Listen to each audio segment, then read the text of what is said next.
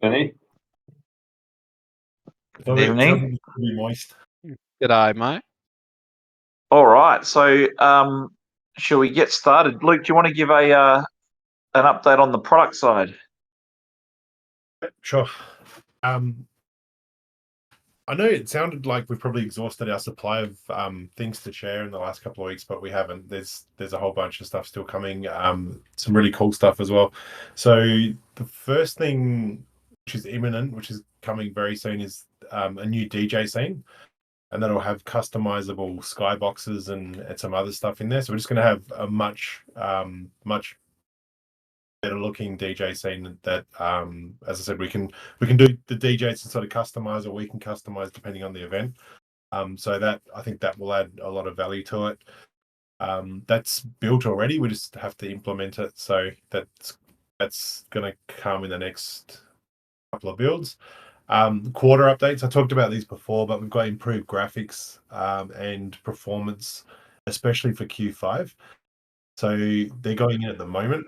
I think probably this week we're expecting those in a build, if not late at the latest next week, and then as soon as obviously that moves through the pipeline, we'll get that out. But it's not just improved graphics as it stands. It's actually there's slight changes to the way the quarters look, but it's a massive improvement. There's a new experience being implemented at the moment. And we'll update you a bit more when we get closer to it, but that should happen in the next couple of weeks as well. There's a new and improved lake coming. So I took everyone's feedback on how much of a hobo he looks like. So I had to weigh this up because I don't want my AI NPC looking better than me. So I had to sort of balance that a little bit. But then I reassured myself that that's not possible. But this guy's really sharp.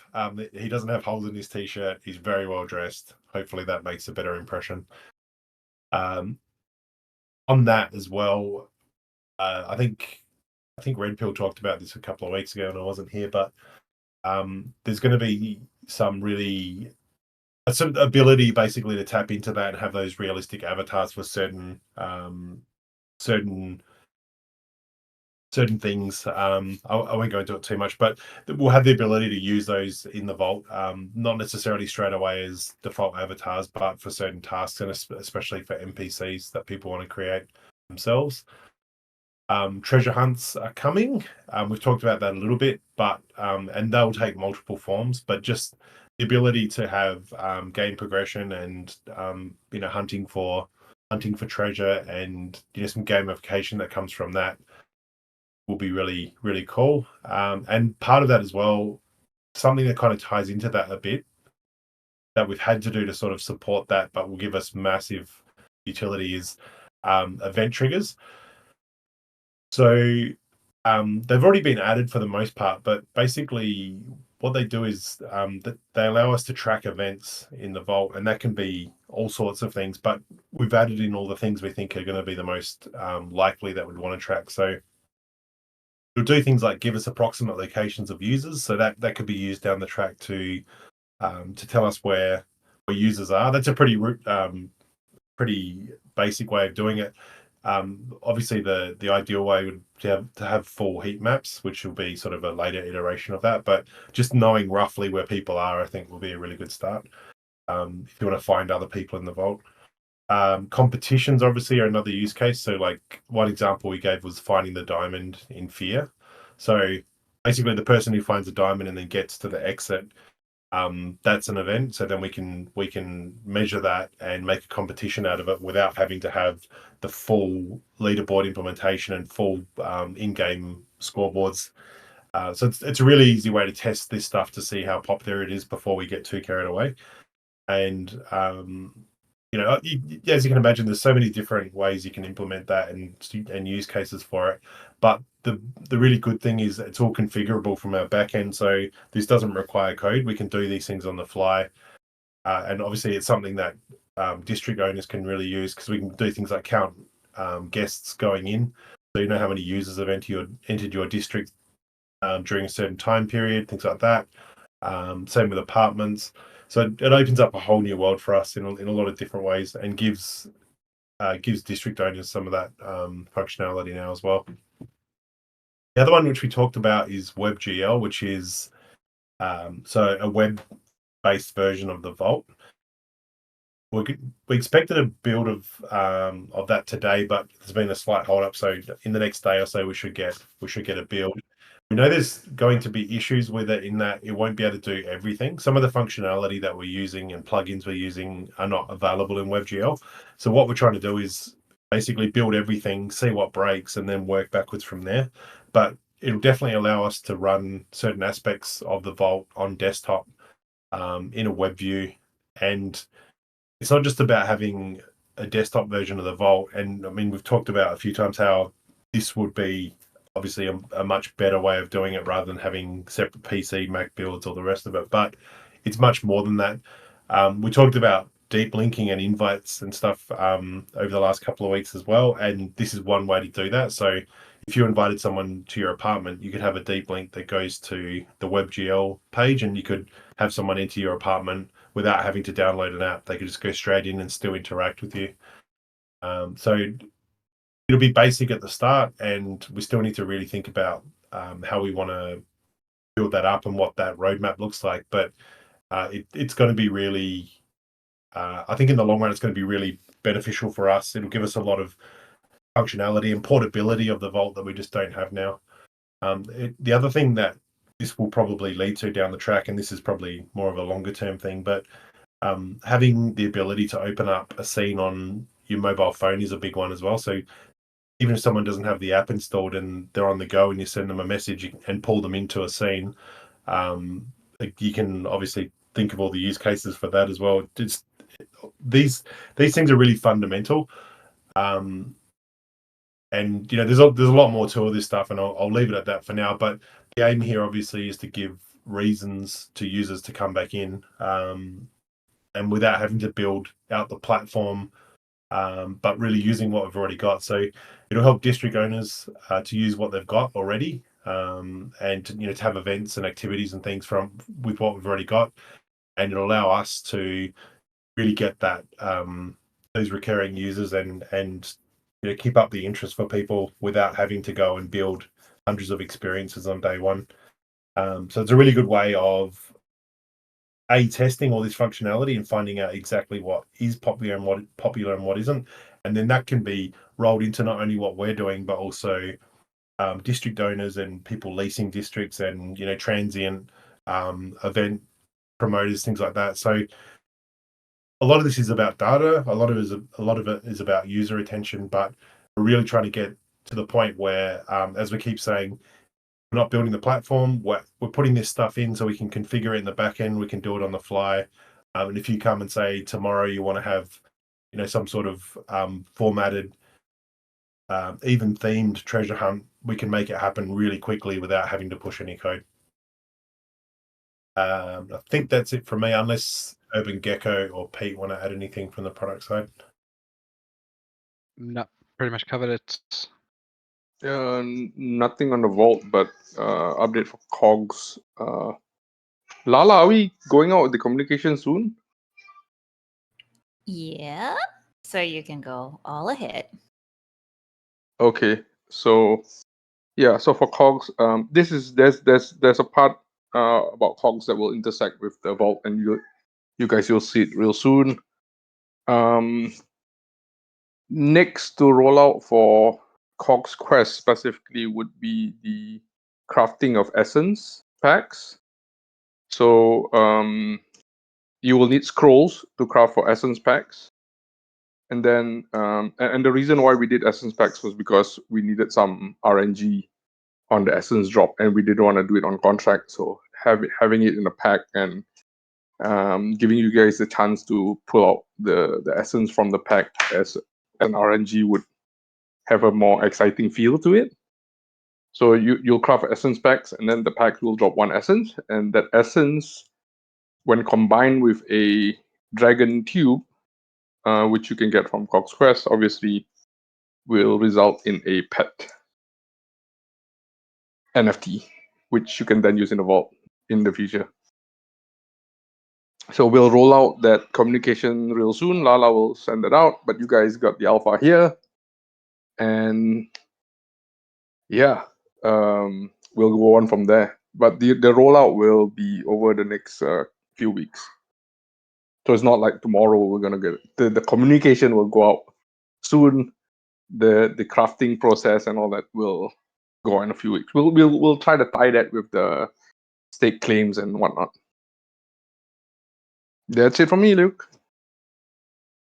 And just the last thing I wanted to ask was just if anyone had any feedback on the DJ event who attended, because we want to keep improving those. We're getting a hell of a lot of interest in them, so we want to make sure that we're doing them right. So if anyone has any direct feedback or positive or negative, it'd be good to hear that as well. Other than that, back to you, man. Thank you, guys. Lala, might be a good segue into what you might want to talk about, because I think you can probably talk about something to do with DJs as well, right? Yes, I am. So I think the community knows that we'll be having a DJ event tomorrow. And again, it is to enjoy, to have stress tests, to meet the community. And we'll have a lineup of other DJs in the coming weeks. So please stay tuned for that and come and join in. The reason that we do this is, of course, to get feedback, to test the build, and also to tap into the DJs community base. So like for last week, we did get some of the DJs following in there via mobile. So it's always a great sight to see when you get totally new participants. And, you know, when Rect was there, everybody was kind of mingling around and talking to each other. It does create a different level of community vibe. So definitely join in for those events, and the calendars will be out real soon. Apart from that, I guess I can start talking about Halloween, because that was a question that Atish had asked last week for AMA. We will be doing a Halloween contest for AI powered apartments. This can be done in your apartment or in a demo apartment. So what you need to do is to spookify your apartment, make it as creative as possible, and you can submit it either here on Twitter or X, and you can tag us, and we'll have a voting of who did the best rendition of a spooky Halloween vibe. The details will be shared by tomorrow, but you can start testing out the build and see what you guys want to do. So, yep, that's basically me for this week. Yeah, in addition to that, as Luke said, there's been a lot of interest in the DJ events, and there's a lot more coming. It's good to see the participation and for you guys to support us. We are seeing more and more people coming in now. So having events, and as Luke said, in the product roll-up, it's important that we've got a focus on traction and making sure that people have got stuff to come back to.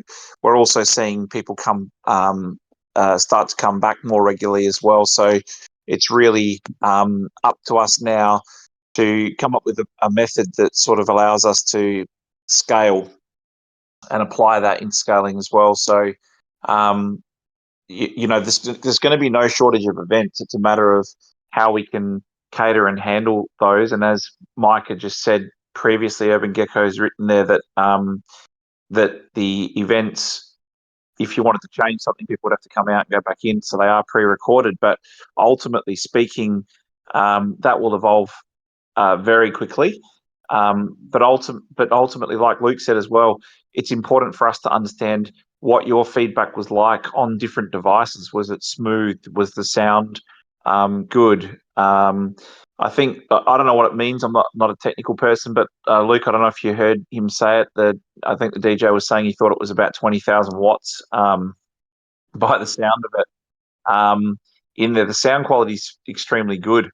So we want to make sure that these events are not only a good spectacle, but we've got lots of social stuff happening on the outside so that you can actually talk to people, you can meet people, you're aware of what's coming up. We understand that there's a lot of work that we have to do, but ultimately there's going to be no shortage of people wanting to host events or do events. So that's what's really important going forward.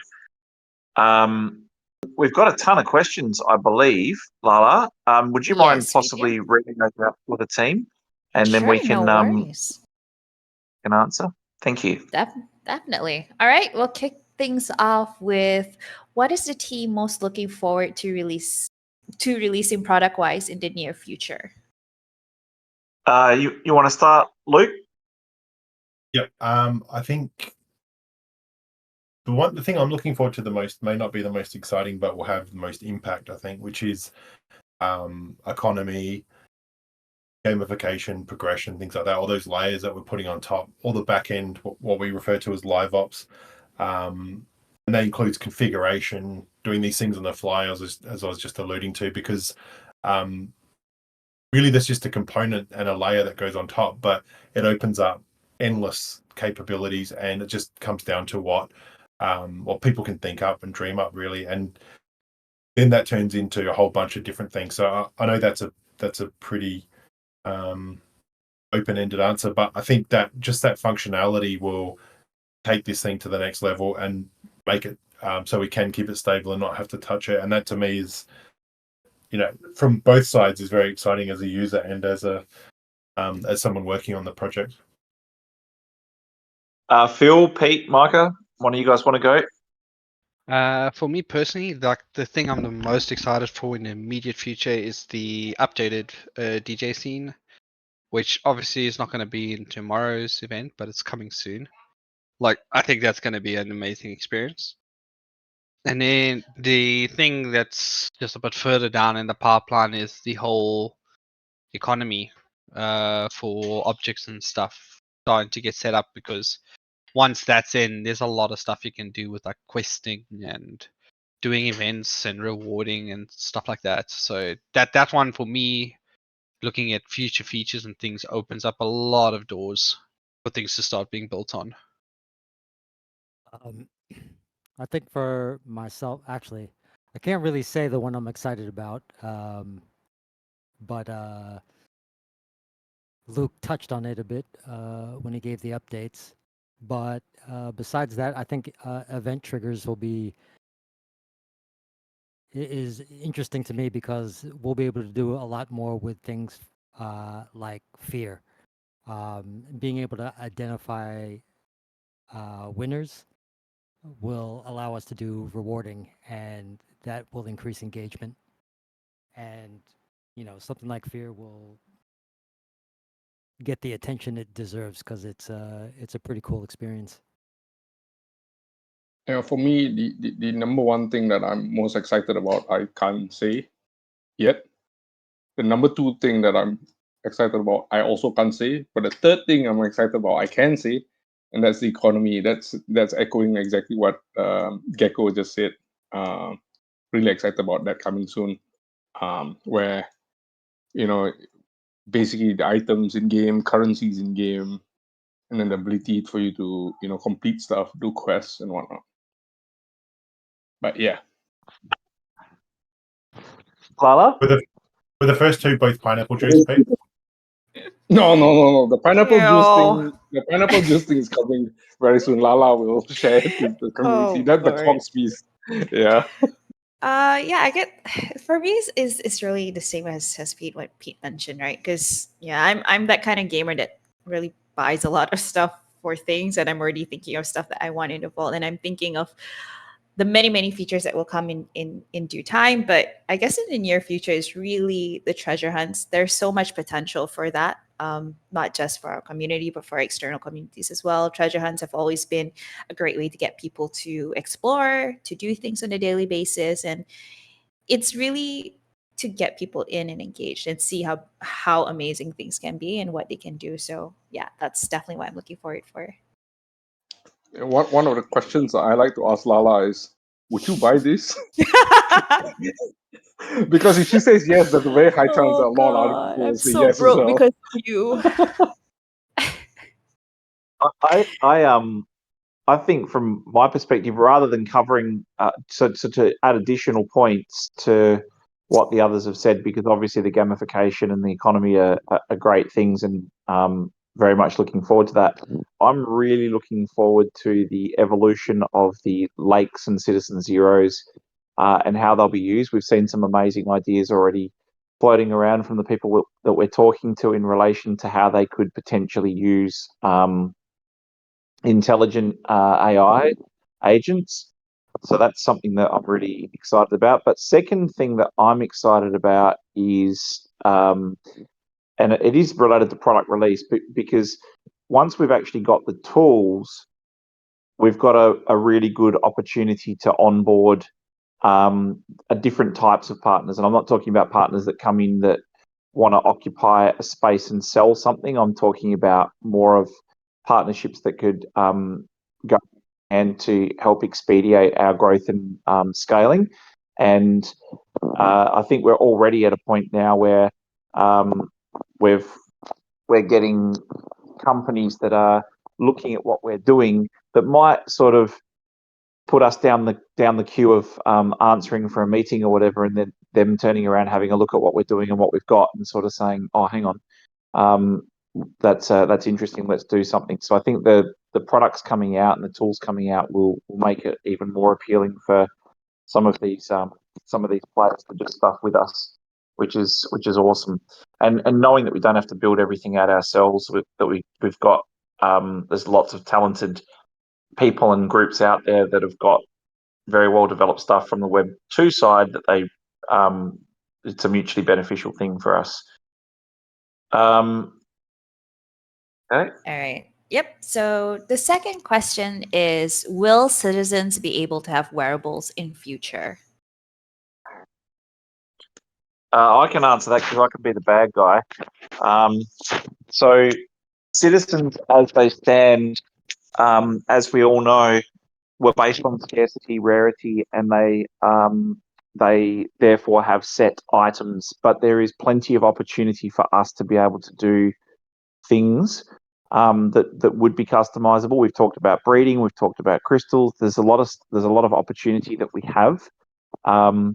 I won't really elaborate much further, but we also obviously will have avatar creation tools and potential as well. But from a citizen perspective, the actual citizens that you see, they were sold and traded on under the premise of having rarity levels and scarcity, but that doesn't stop us from being able to do things with an extended fashion. Alrighty. Third question. Will users be able to create objects to decorate apartment spaces? Yes, but does I think Urban Gecko, you were pretty keen to answer that one, weren't you? Oh, definitely. Obviously, we've got a fundamental focus for the creator economy, and that is probably one of the easiest and quickest parts, or the natural evolution of the first part that will become available would be creating assets that can go into districts or for creators to pull into their things. We have been exploring the opportunity for placing objects in 3D and all that kind of stuff already in the back end. So that's going to happen eventually. It's just a matter of when.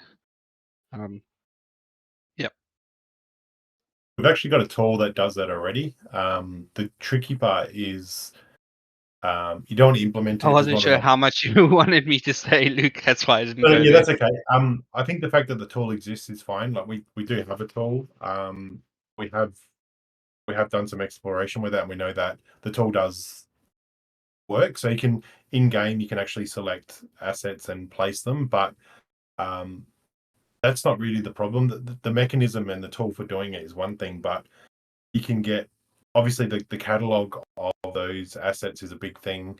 Putting it out there without enough assets is an issue, but the way we get around that now with obviously the current technology that exists is you have a subset of these items that you can then skin with AI, so you can change the textures like you can now with the apartment. So that the idea would be that you can put a couch down and then change the couch with AI prompted with AI prompts to actually change those textures. So you could change the color or the look or the that type of thing, but the actual structure of the object would be predetermined until generative AI gets to the point where it can build a 3D model on the fly. But I think there's a lot of hurdles to get over for that to happen. I think the tech will exist quickly, but being able to implement that in real time and have heavy objects like that getting downloaded and the logistics involved in doing that, I think it's going to take a little while for companies to work out. The texture side of things as well, from the creator's perspective, is they'll actually have an option. Luke was talking about having AI textures or the ability to apply AI textures to parts of a chair. That'll be the creator's choice. They'll be able to decide whether they want to make this part an AI texture or that part an AI texture editable and things like that. So again, they will have that freedom to either launch their exclusives item as it is, or a version that you would be able to then integrate with the AI, and the AI you can use that to change the textures of it. So that's again just giving those creators that option that if they want their users to be able to tweak stuff, they can, or even if they just tweak a small part of it, doesn't have to be all of it. All right. Okay, so question number 4. Can you go into details regarding RFOX VR target audience adoption strategy?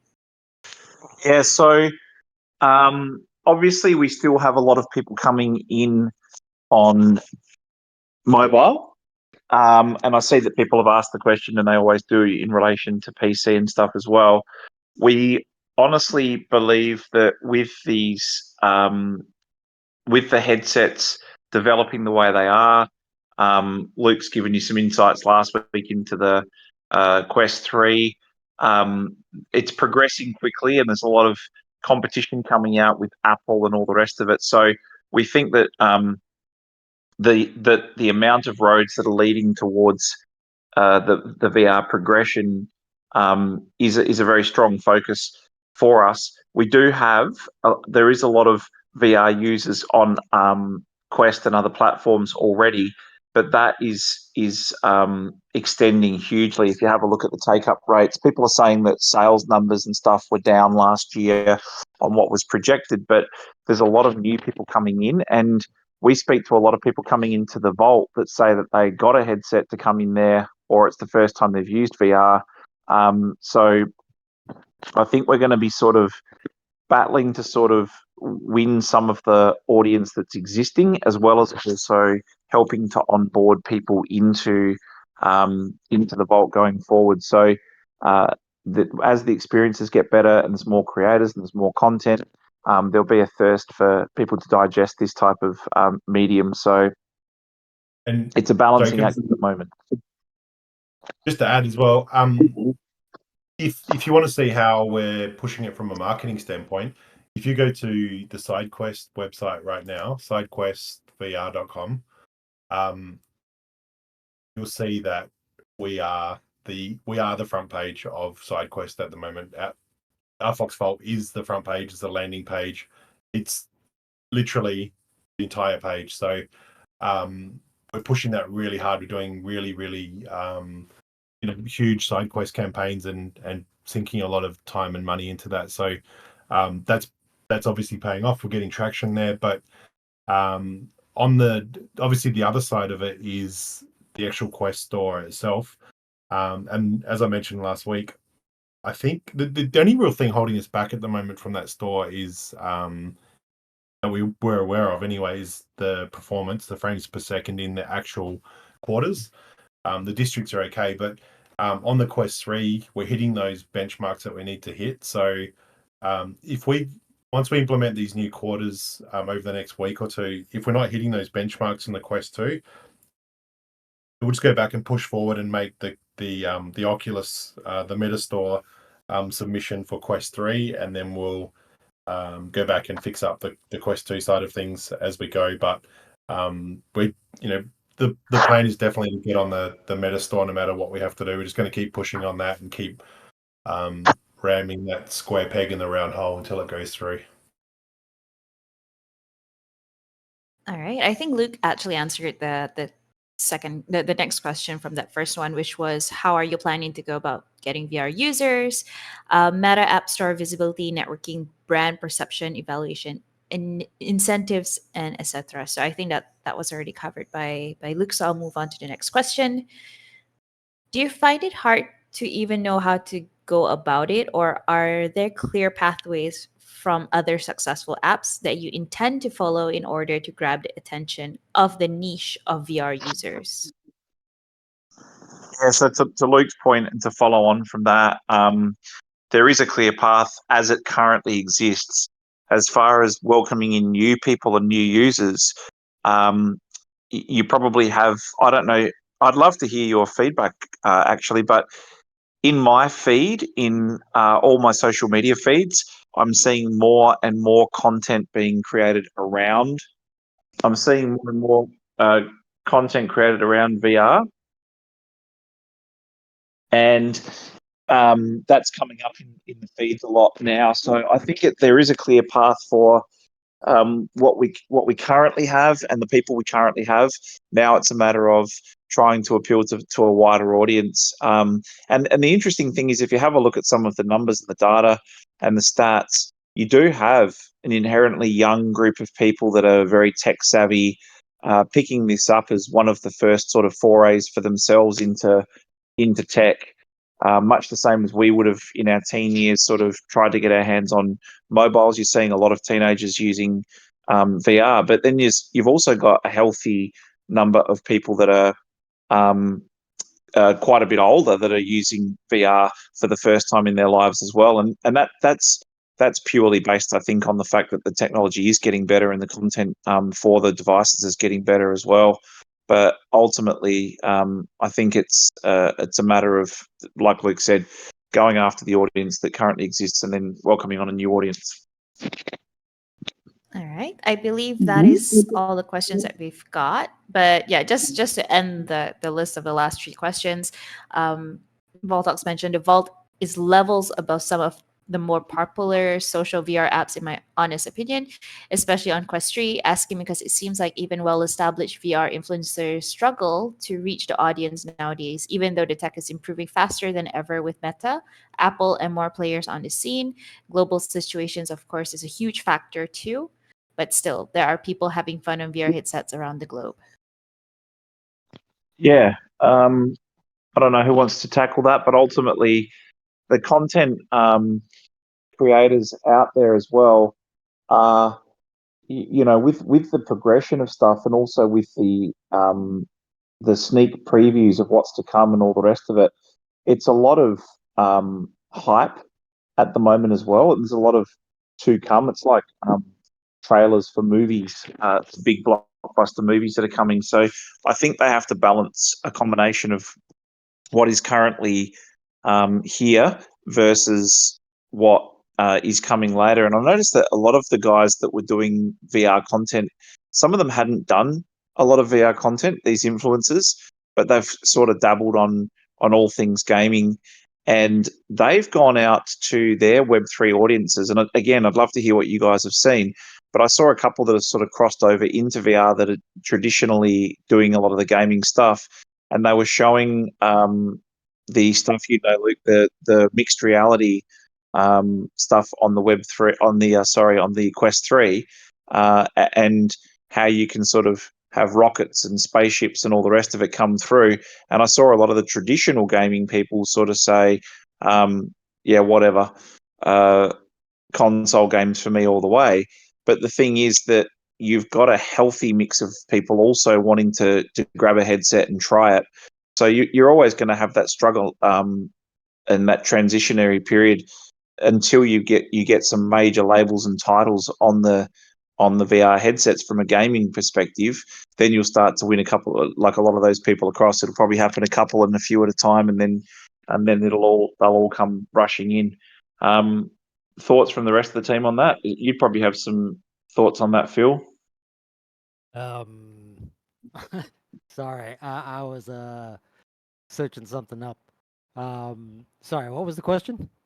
I was just saying that we've seen a lot more VR content and traditional game streamers and stuff cross over into VR now that the Quest 3's come out and shown mixed reality, and it's had some mixed reviews. Like, some people really want to don a headset and try it. Other people are sort of, I'm sticking to my console till I die. And I was just saying that it's probably going to take a major title to go across, or some amazing game or content on VR to sort of, win the non-believers across.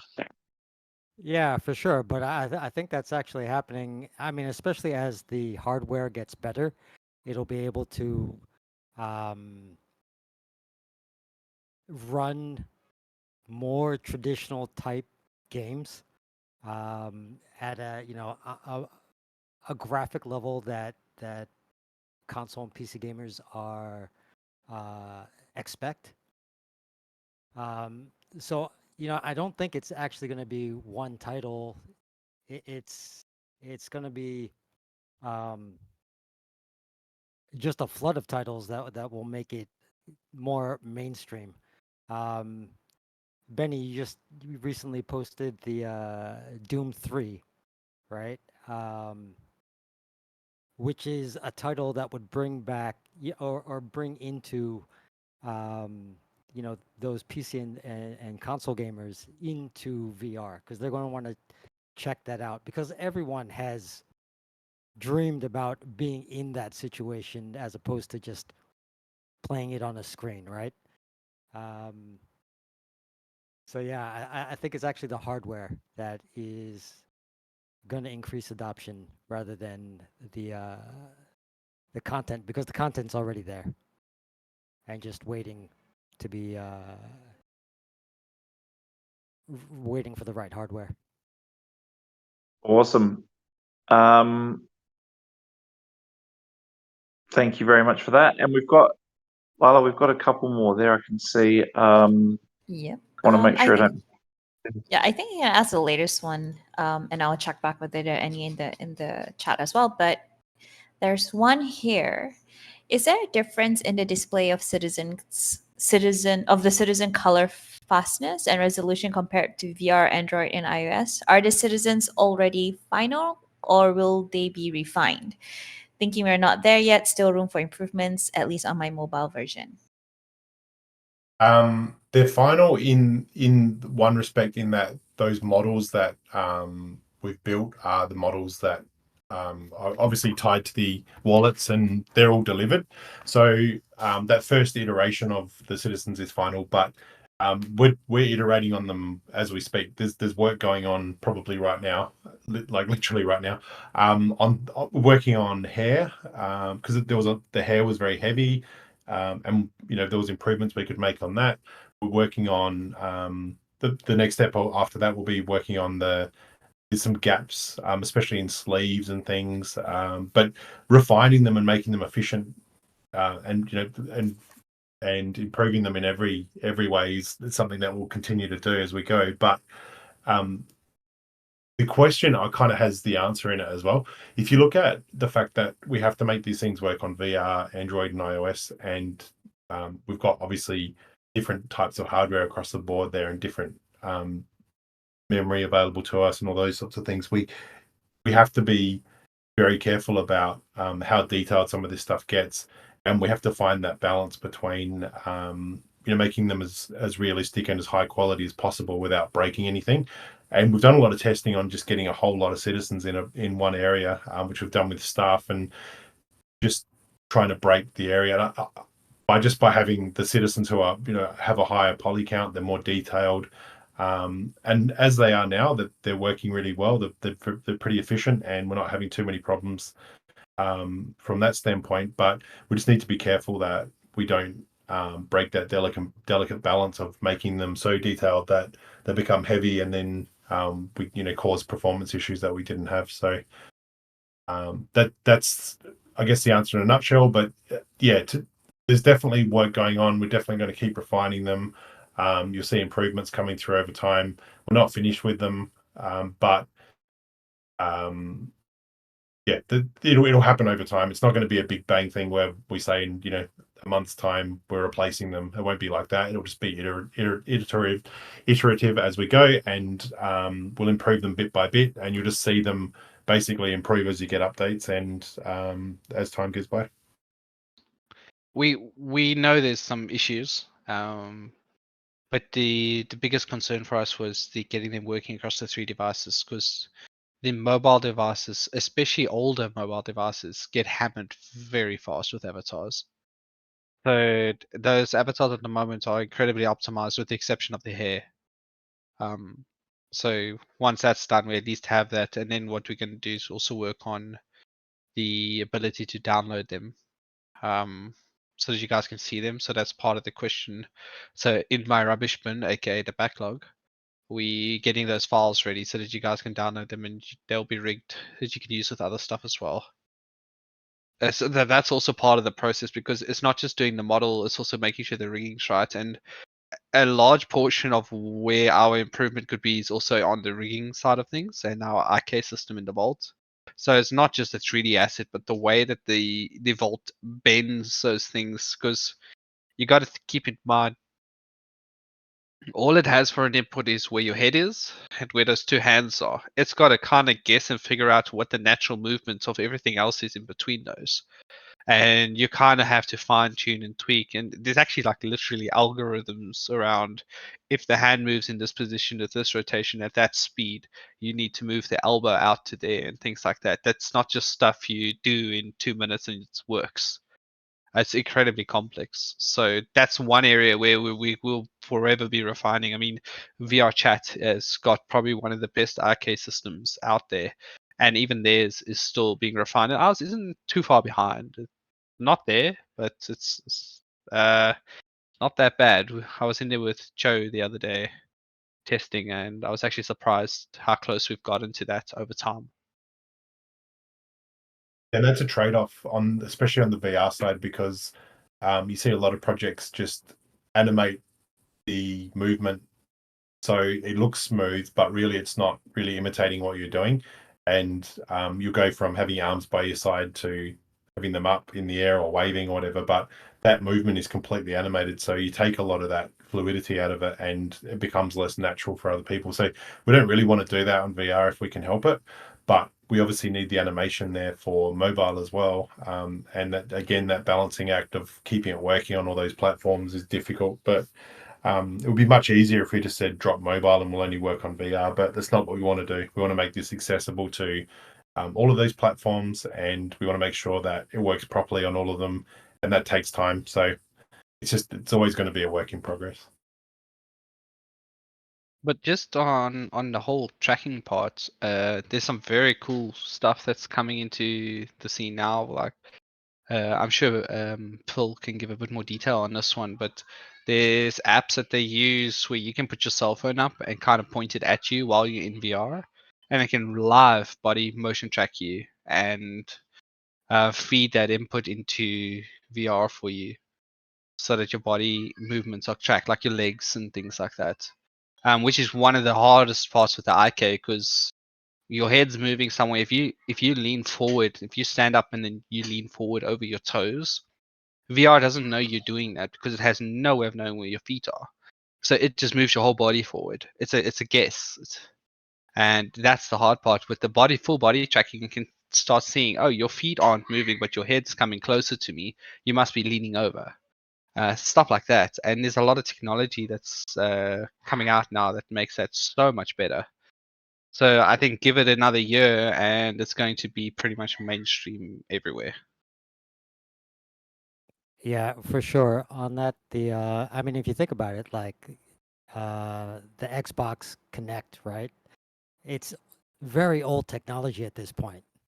Now, I think it's something though that people are experimenting and applying to VR. Um, and instead of using Connects, just using your mobile device. So I'm hoping that's something that we can explore, in the near future. I still use a Connect with the kids a lot because it's there's nothing's replaced it. Nothing's that good, and apparently that was a massive loss leader for Microsoft. They lost huge amounts of money on the manufacturing of those, but they're trying to prove a point. And yeah, I'll keep that thing forever. I'll keep my old Xbox and I'll keep that Connect forever because until something better comes along, there's nothing better for things like bowling games and things you can do as a group. In a room live and have that interactive feeling to the game. It's so cool. It still holds up so well today.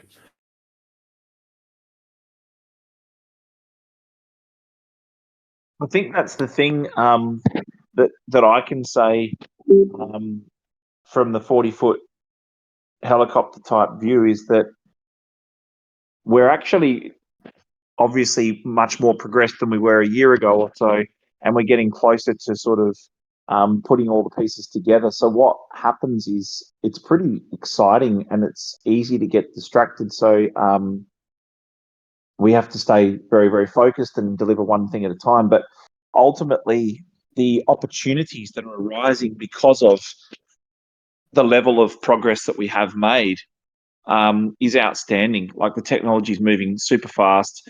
And to Phil's point there's also technologies that were either ahead of their time, are not being utilized fully, or could be plugged into the way that the VR, blockchain, and metaverses sort of all meld together in a unique way. So we've got amazing opportunities in front of us, which leads into one of the questions that Artesh was asking on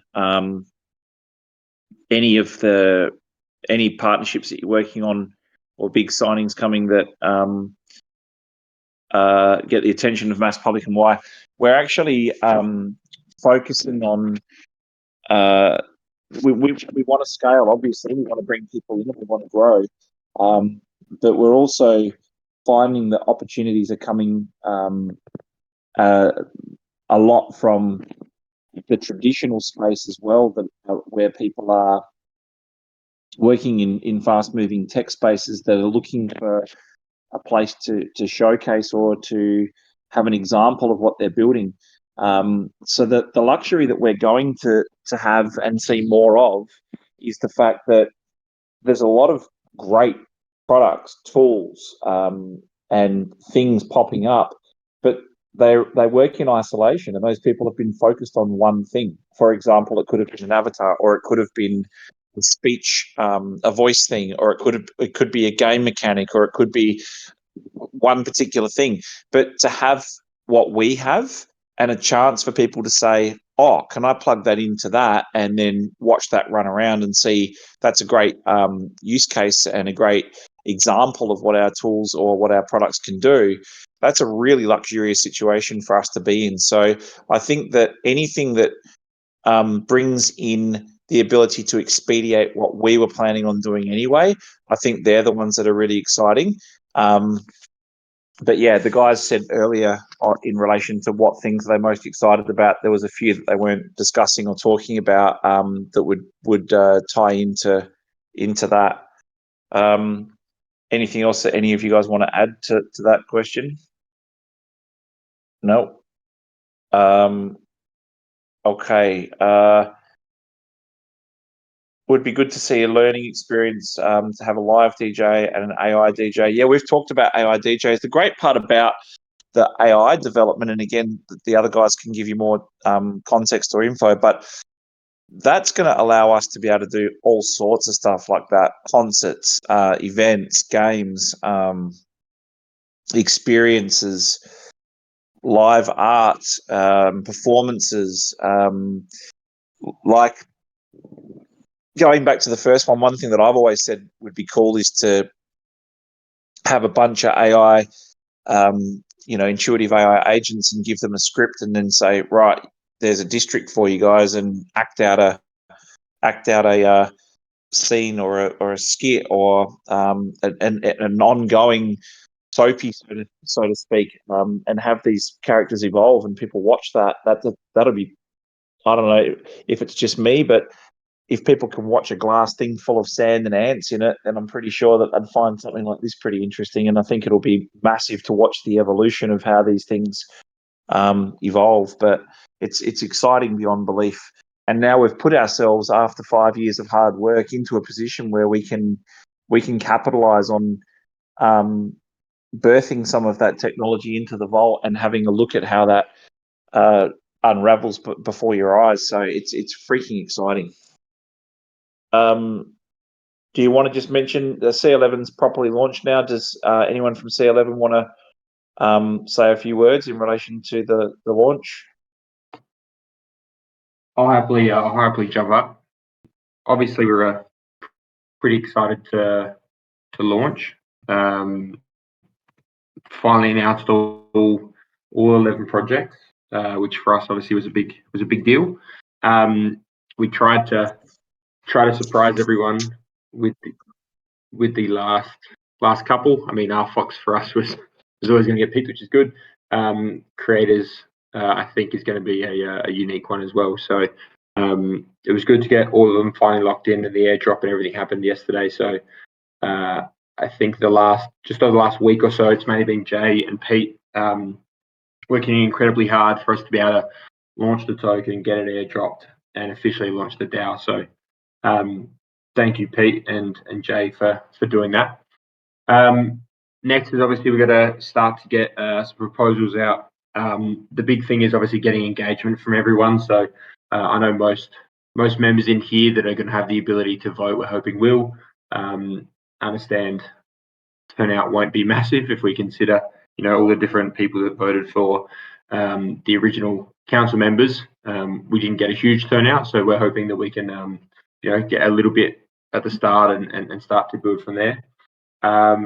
We're currently building, I guess I can share this, and Carl's in here as well, but Carl's helping us build out a custom template for our district.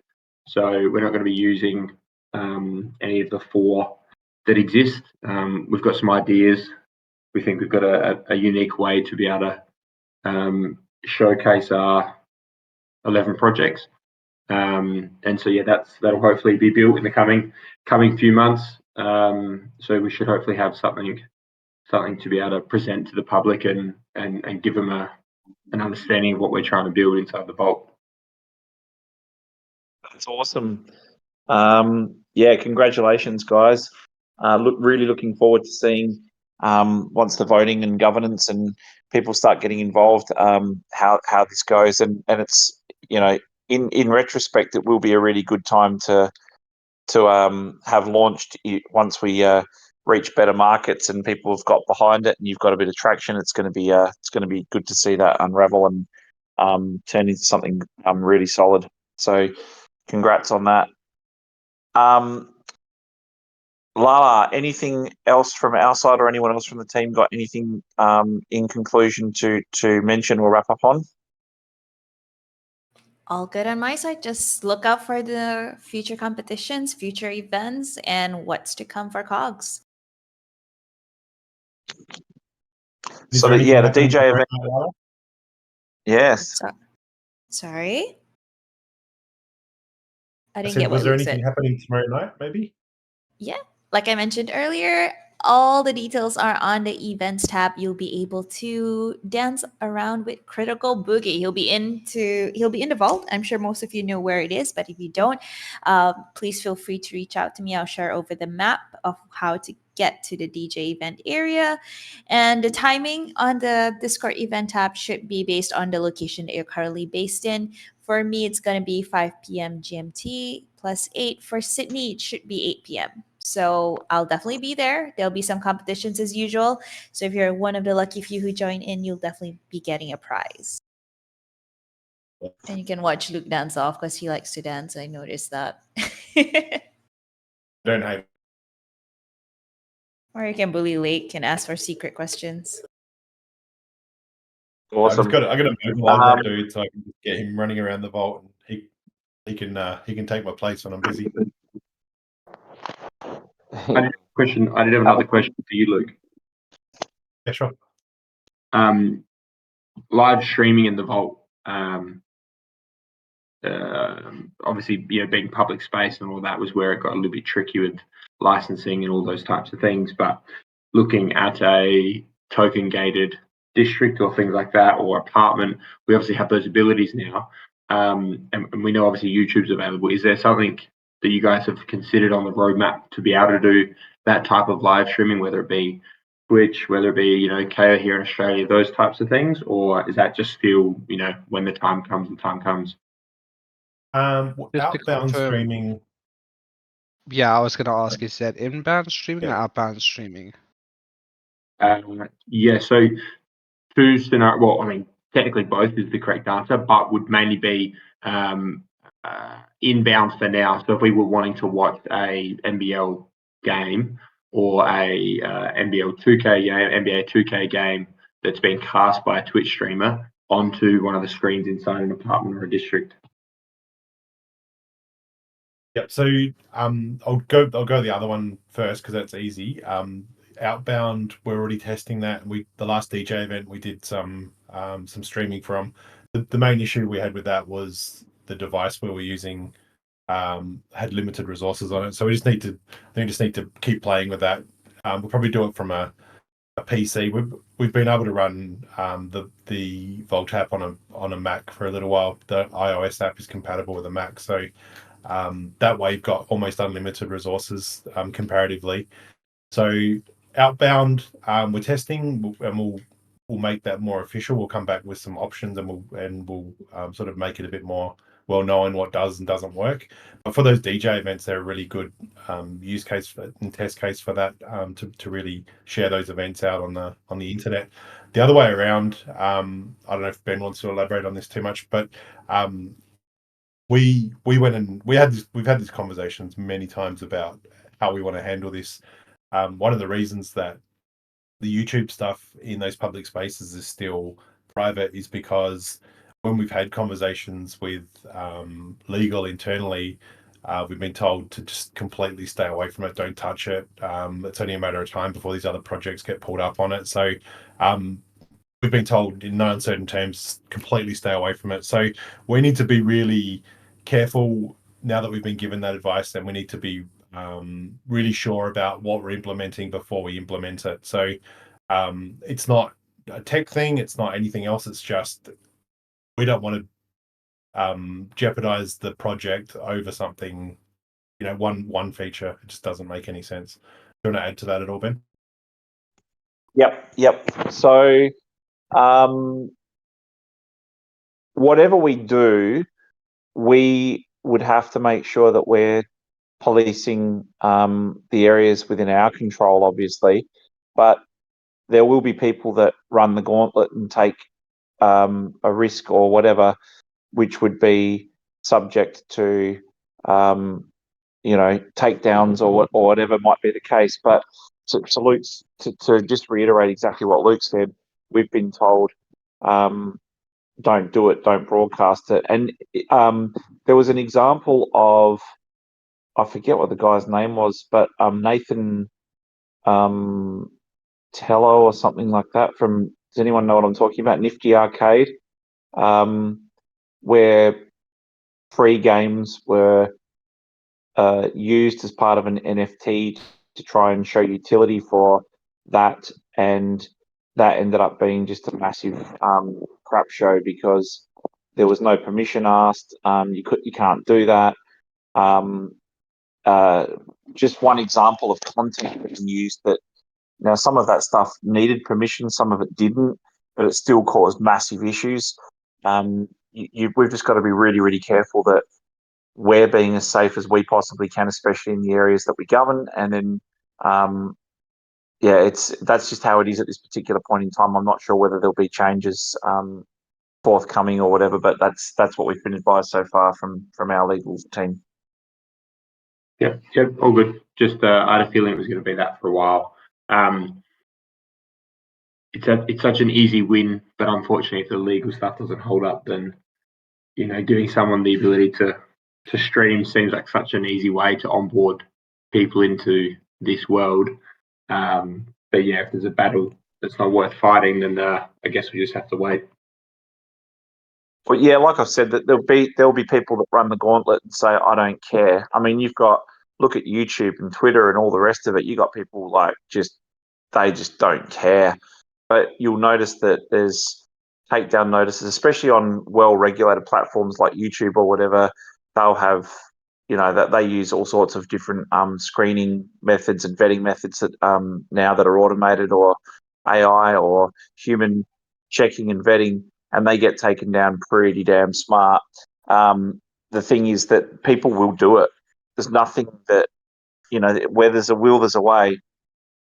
But if that stuff, we certainly can't be doing any of that stuff in areas we control. That's for sure. All good. I mean, we just have to enable a certain feature, and then it changes the entire story. But yeah, we also have to have a type of reporting system.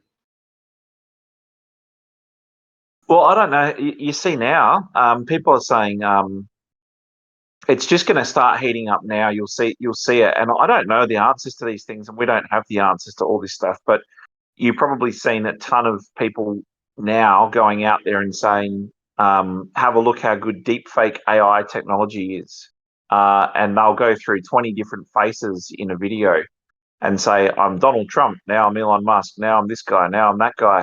Even that, we've started to see. I saw yesterday or last night people starting to say, you can't do that, or I don't want you doing that. It's going to cause a problem. But these people are going to say, I'm labeling it really clearly. It's obvious that I'm not that person. I'm just trying to show the technology. But all it takes is one or two people to turn around and say, I've not given you permission to use my likeness. I don't know where this is going to go. It's going to be really, really interesting. And AI is like a legal minefield, and I'm sure that most lawyers are licking their lips because they're really excited to be able to charge people copious amounts of money for doing very little, to establish very long-winded structures and laws and processes. Good business All model. right, guys. I know. Well, Sorry, mate. I said that's a good business model, though. Charging people a lot for doing very little. Oh, they got the best yeah, it business sounds model like in the the lawyer world. way. Bloody It's snakes. crook. I Yeah. just wanted to add to that. That's why Nvidia went ahead with their MetaHumans. It's very funny that they're called Meta. That whole project where they create humans that aren't real people. There's a few projects that do it. Like I think the one's called "I'm Not a Real Person" or something like that. And you can generate millions of faces, but they're not based on any human. So for those deepfakes and things like that, you could use tools like that and circumvent that. But yeah, I mean, it's always going to be an issue. There's always going to be that one Karen on the internet or something like that that just comes along and says, "Hey, you used that. I know someone that once looked like that in a dream I had. So sorry, it's mine."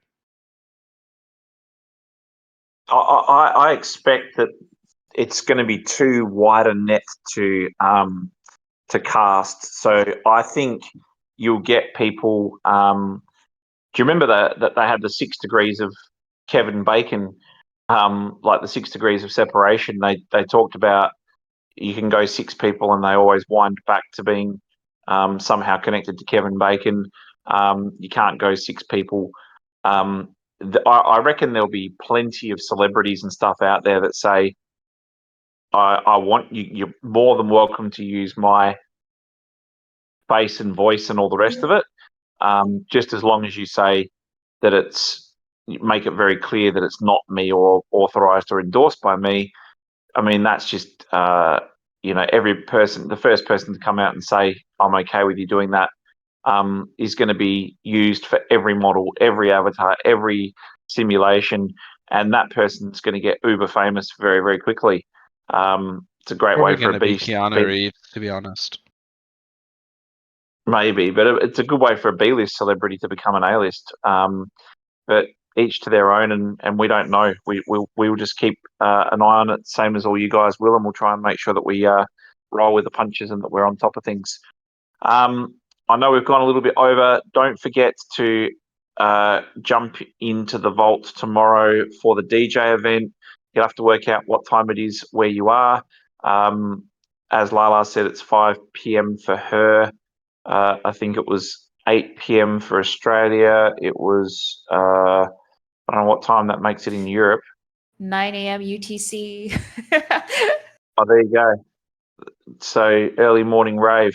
So come along and support, guys. We're going to break all of our previous records this week, so we're really happy about that. We want to just keep doing that each week, more and more events, more and more feedback. But if you guys really are passionate about supporting us and the Vault and the project and your time and effort and work that's gone into it as well, it's really important to get along because these are now being measured from participation and engagement. So we need to make these a success so that so we have more and more of these content creators coming in and saying, I want to do one. So that is important. So any support we get from you, we, as always, greatly appreciate. And we thank you very, very much for taking the time to to come along and listen to us tonight, and for the team to answer all the questions. Have a fantastic week, and can't wait to get into to see you all tomorrow in the Vault on for this event. Cheers, Benny. Thanks, Thanks, guys. everybody. See you tomorrow. Bye bye, everybody. Go practice your dance moves.